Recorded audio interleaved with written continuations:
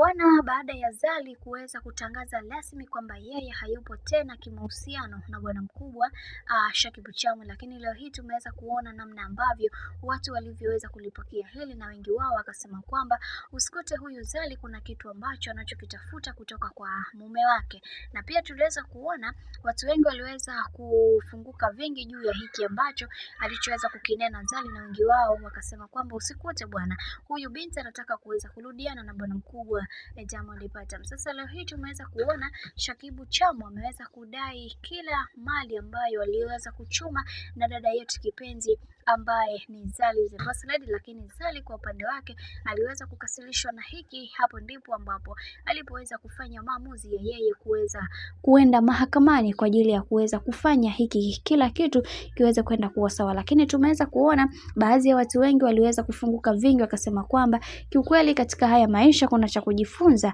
Leo hii Zari anamuona Shakibu Chamu si mwanamume bora kwake, lakini kuna wanawake wengi ambao wamekuwa wakimlilia na kutamani kuweza kuwa nao katika mahusiano, lakini leo hii thamani yake haionekani tena. Hivyo kwa hiki ambacho anachokifanya kitakuja kumkosti katika maisha yake, kwa sababu wanaume wengi ambao anaokuwa nao amekuwa akiwaignore na kuwaona kama si wanaume ambao anaowataka yeye. Hichi kitu kitakuja kumumbua siku moja.